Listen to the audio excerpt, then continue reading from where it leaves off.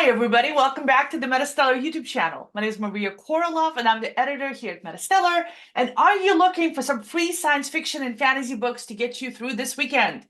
We've got them. Today we have an EMP apocalypse, a time travel romance, a sexy ice giant, and the #1 free bestseller today is about a gun-toting human trapped in a distant part of the galaxy. My kind of book. But before we get to all that, I want to thank reviews editor Krista Noland and our editors E.S. Foster, TERRI Wells, and Amira Lutfi for helping us out with the reviews. And E.S. Foster and TERRI Wells are here with us today. And there we go. Hi, Terry. Hi, Emma. Hi. All right. I want to remind everybody to get the books while they're still free. Today is April 5th, but I cannot guarantee how long the books will stay free. Publishers and authors make them free as promos, so grab them quickly. Now, if you're watching this at a later date, you might still be interested in one of these books, so stay tuned.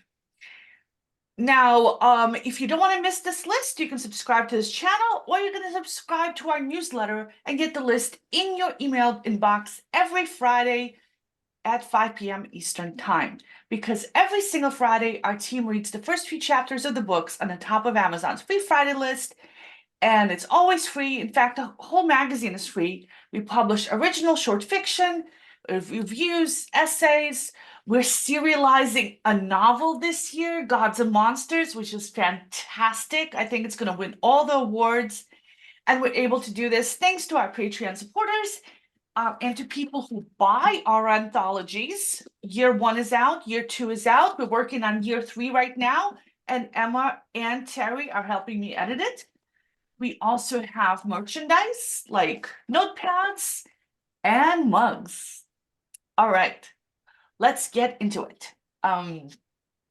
Where am I? I'm right here. Let's make that bigger for you guys. Okay. So Daughter in Time by Sarah Woodbury is the first of 21 books in the time travel romance series after Silmeri. The other books are between $1 and $13 each, and they're not in Kindle Unlimited. Kindle Unlimited is where you pay $12 a month and you read all the books you want. This is the author's 3rd time on our Free Friday list. And Amira Lutfi read this for us, but Amira is not here today. So Terry is going to tell us all about this book. Tara, what did Amira have to say? Amira noted that it began with a brief guide to Welsh pronunciation and then a cast of characters organized by Welsh, English, and American identities. The American is a time traveler named Meg, and Amira says she's already so happy. She says she's guessing that this is about an American woman who travels back to the 1200s and gets caught in a love triangle with the Prince of Wales and the Prince of England. Now, Meg was born in 1975, so she's about 46 years old now at this point in the story. But in the beginning of this story, she's only 20. So it starts in 1995. My husband's body lay cold on the table in front of me. Yes, that's the first line. Amira loves it. They had a daughter, and the husband was physically abusive.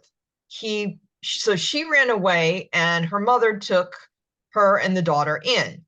As Meg was prepping for her new life, he pleaded with her to come back since he was dying of pancreatic cancer. So she goes back, and now he's dead, and she's relieved. And Amira said that she skimmed the rest of the chapter. The word plop occurs 3 times in the book, which she gives us as a fair warning. Now, Meg has a horrible car accident in the same area as her abusive husband. Meanwhile, Llewellyn is the Prince of Wales, and he has been taking over a lot of land. Amira notes that she was just starting to get bored with things, and then they got awesome. The Prince of Wales finds a mysterious moving carriage in the marsh. We can tell from the description that it's a blue car, and there is a woman in the front seat out cold, but her little daughter in back is fine. So it appears that this story is a lot like many of the other romances on Kindle. The point of view shifts between the male and female lead, and the male lead is a powerful, cool guy, and the female is just an average girl. But in this case, there's time travel, and she has a daughter. If this is a love triangle, then why is there a kid? Mira thinks it's maybe to show that a single mother who hasn't yet gotten her act together following an abusive marriage can also go on wild adventures where men compete with her. And Amira respects that. It's a nice fantasy. It's pretty cute imagining what the prince thinks is going on, knowing that this is going to end up as a love triangle. Maybe Meg's ex will show up again and try to get her back. It's a good book, but Amira noted that she had other things to read that she was dying to get to. So this sounds a bit like Outlander, right? With the time Yes, it travel does. and the romance, except there's a kid in it. Very much sounds that way. Yeah, people love that. Mhm. Well, okay, I have to confess, I read the Outlander books. I did too. I did too. I love strong heroines. All right, let's go on to book number 4. Let's make that a little bit bigger so you guys can see this book cover. This is Wed to the Ice Giant by Layla Fae, the first of 16 books in Arranged Monster Mates, another romance series, and just the title of the book and the series pretty much tells you what you need to know about this book. The other books are either free or are $4 each and are all in Kindle Unlimited. And this is the author's first time on our Free Friday list, and TERRI read this for us. So, TERRI, what did you think of this book? Well, the story starts with a prologue, but it's short. And in this prologue, we learn that this world was once very much like ours until the shift happened. So long ago, there's no history of that time. So now this world is populated and ruled by monsters from our myths. Humans are often desperately poor, even to the point of starvation. One way out of this poverty is for a virgin to agree to marry a monster who is matched up with them through an apparently human-run temple. The virgin's family receives remuneration for this sacrifice. In the first chapter, we meet Aldrig, an ice giant who has taken the DNA test to be matched with a human bride. We find out that he's king of the ice giants, having won the throne in the traditional manner by beating his bigger, older brother in combat after their father died. We learn that a certain amount of nasty sibling rivalry prompted Aldrig's choice to take a human bride. It's clear that Aldrig's brother is the one in the wrong. The author provides just enough backstory about giant culture in general and Aldrig's situation in particular so that the scene is set. The second chapter, as is typical for these sorts of things, gets told from Lucy's point of view. She's Aldrig's bride, and they haven't met yet. They haven't even seen pictures of each other. She doesn't know she's marrying an ice giant, though the size of the bed in the room where she's waiting for the groom is a clue. We also learn about the desperate circumstances that prompted Lucy to put herself forward to be married to a monster. Her parents are dead. She is the oldest. Her family is starving. The money they get from this arrangement will allow them to buy a cow and some chickens, among other things, saving her family from starvation. She is terrified, but determined to see this through for the sake of her family. The wedding and consummation in front of ice giant witnesses, including Aldrig's brother, happens in the third chapter. And yes, it's quite explicit. Just how it works, given that Aldrig is easily more than twice as tall as Lucy and built proportionally, is hand-waved with a special oil. I felt a little like the author wanted to have her cake and eat it too. The story reads like a fantasy, but there are modern elements and science fiction tropes, the matchmaking DNA test, for example.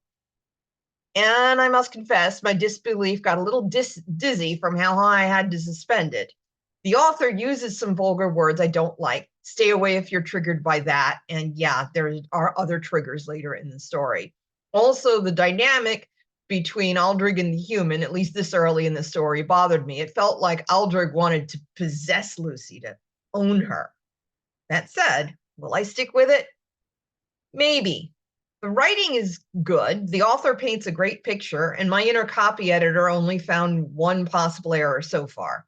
The characters did feel real, and I care about them at least enough to wonder what would happen next. Would Lucy's family situation improve? How would the marriage change the political situation of the ice giants? How would Lucy, who is a lot stronger than she looks, cope with becoming queen? And how exactly would she give birth to heirs? I know this sounds like saying I'm reading Playboy for the articles. So I should add, if you can suspend your disbelief, the sex is hot.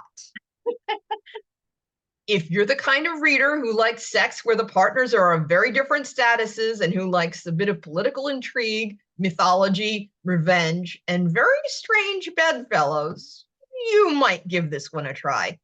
Also, it's not very long, so if you don't like it, you won't feel like you wasted much time. And if you do like it, there's a bunch of other books in the series. Indeed. 16 books. So yeah, you're set for life. All right, let's go on to book number 3 on today's list. We're counting down, folks. All right, here's book number 3. Let me make that a little bigger for you guys so you can see it. There you go. Ivy and Bone by R.L. Perez is the first of 4 books in the Ivy and Bone paranormal fantasy series. The other books are $5 each and they're not in Kindle Unlimited. This is the author's first time on the list. And Emma read this for us. Emma, what did you think of this book?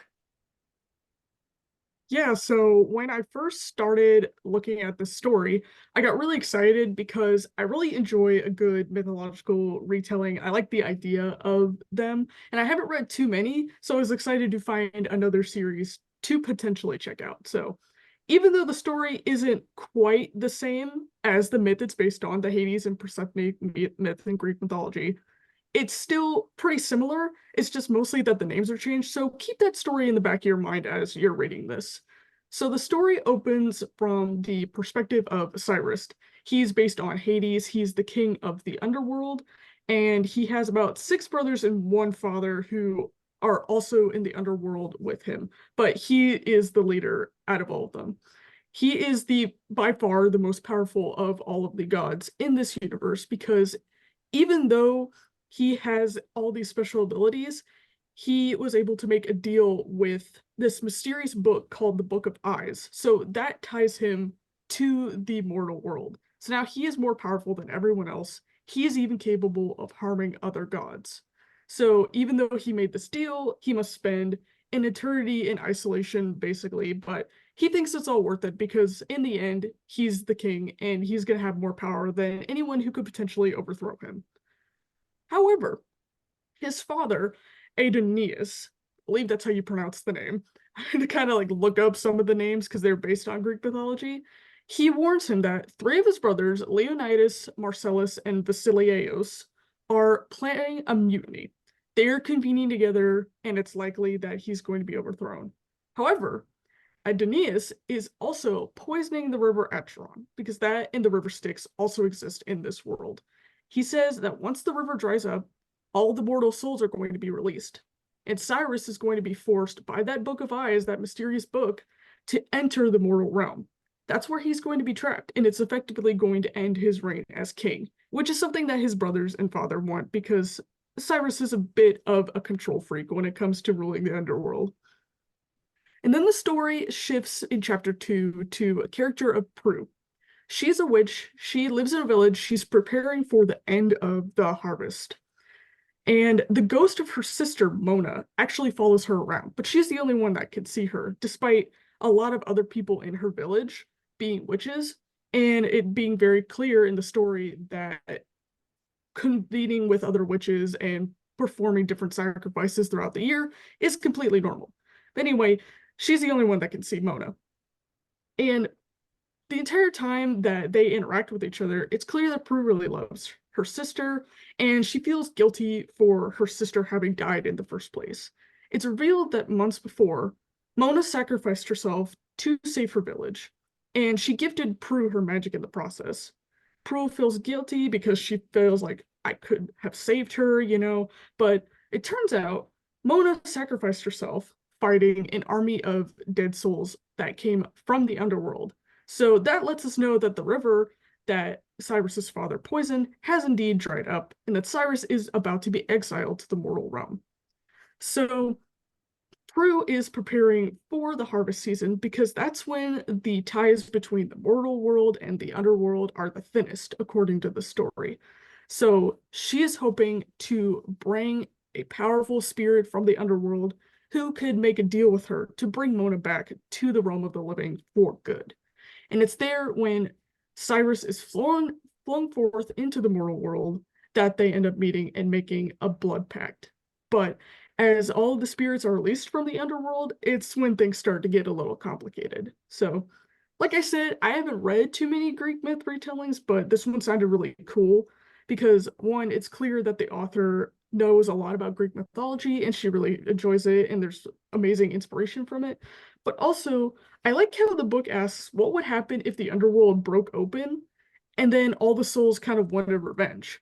I'm not sure what's going to happen, but this gave me the incentive to keep reading. And if you feel like this is something that you would specifically enjoy, I would definitely check it out. The only thing I will say is it's kind of difficult in the first few chapters to understand when things are happening because Mona sacrificed herself months ago, apparently in the story. And she did it against the souls escaping from the underworld. But from Cyrus's point of view, that hasn't happened yet. So is it something that is happening that is going to happen? Is it something that jumps forward in time with Prue? I'm not 100% sure. It could be something that's easily cleared up, but I still plan to keep on reading anyway. All right, thanks. Next we have Widow Mountain by James Hunt. Let me make that a little bigger. This is the book. It's a standalone small town EMP apocalypse. And the author has been on our free fighter list a lot, as have a lot of these books. So an EMP is an electromagnetic pulse, and that's caused by a solar flare or a nuclear bomb or a million other things. And what it does is it kills all the electronics, but leaves everything else untouched. So you don't even know what happened except your cell phone's dead. And I personally have a problem with this premise because often these books begin with, oh no, my cell phone died. It must be an EMP attack. It must be a nuclear war. I'll get my gun and I'll start shooting everybody before they call me because the world's about to descend into chaos. And all the women will flock to me because I have all the guns. I knew I was right. My day has come. Anyway, we have one of our community members, Alex KOROLOV, loves reading these books, and he reads all of them for us. And it's exactly his favorite genre, which is a good thing because they come up a lot on our lists. And he read this book for us today as well. Well, he read the first chapters of the book for us today, as we do. So since Alex isn't here today, Emma will tell us all about this book. Yeah, so Alex says, let's see how this one goes, because he really likes these kinds of stories. He says, we're introduced to Lacey Stone, a forest ranger, in this first chapter. She's going on an early morning hike through Big Rock State Park with Sheriff Tommy Rockwell. And already, I think that's hilarious that their names have Rock and Stone in their last names, because you know there's a theme going on. And apparently, they've been tracking a poacher for about 6 months. They haven't caught him yet, but he's killed a couple of the state park bears, so obviously that's a huge thing that they need to stop. Eventually, they find his camp, and after a brief chase, they're able to capture the poacher. But when they get back to the Welcome Center, another ranger comes out and tells them that all the power is out. Visitors' cars aren't starting, and even Lacey's fancy satellite phone isn't working. So Lacey realizes this is an EMP, and this is probably like what Maria was talking about, where you immediately jump to the conclusion that everything is going to be like going all over the place, you know? So in chapter 2, we meet Lacey's son. He's a second-year pre-med student at Wake Forest Medical School, which also happens to be in the city, so it's not near the state park. Alex says he's gonna skip the details, but the students of the college experienced this EMP, and on top of that, there's a terrorist attack at the school. So a lot of excitement, he says, happens in this chapter, which it does sound like a lot. But Alex says that's as far as he got. He'll definitely keep reading, though. He said he liked how we get to experience the EMP attack from 2 very different settings, the state park and the city, and he liked the fast pace of it. So there's a lot of action from the get-go, he says, but it's something that he really enjoys. Okay, now before we go on to the #1 book on today's list, I want to thank our Patreon supporters. Here you are, guys. We love you. You are awesome. all the money that comes from these donations goes to pay for original fiction. And we have our 2 submission cycles every spring and fall. And our spring submission cycle just finished. So keep an eye out for those stories to be showing up within the next couple of months on our website. But we're still publishing new short stories every single week. So there's still plenty for you to read. But like every spring and every fall, we get a whole new big batch. And all the money that is donated goes to pay for the stories. All of us editors work for free. All the administrative stuff, all the editing stuff is donated. So 100% of your money goes to original fiction. So thank you guys. We really appreciate it. If you want to join our supporting community, the link is in the description box below. And now on to book number 1 on today's list.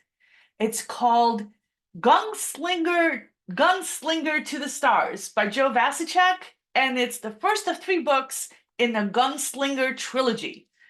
The other books are $3 each and $4. I mean, first one is $3, second one's $4. They're not in Kindle Unlimited, and it's the author's first time on our list, but we did previously review his short story, The Scales of the Space Whale, in an article a couple years back. All right, so I read this one because this is my favorite genre. I love space operas. I love daring do and battles and explosions, and I got everything I wanted in this book. So Sam is an Earth Fleet Academy dropout. He's got a broken down old spaceship. He's got a bunch of guns, and he's stranded on the far side of the galaxy because the local jump gate has just disappeared after he went through it. And the only other human around this part of the galaxy is Jane, who he knows from his time at the Earth Fleet Academy. They went on a date together. And also because he was involved in an unfortunate incident at the end of which she wound up being sold as a slave to a bunch of aliens.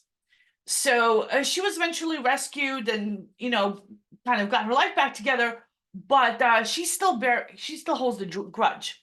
And of course, they meet up at the local dive bar outside the spaceport, and she brings all this up, and they kind of argue about it. He claims it wasn't his fault, all that stuff. While they're having this discussion, some other aliens show up. Now, this bar is full of aliens. Of course, I don't know you should call them aliens because Sam and Jane are the aliens. But anyway, so a bunch of different alien species there, and some new aliens show up, and they're trying to kidnap the 2 of them. Sam pulls out his gun, and he shoots some of them.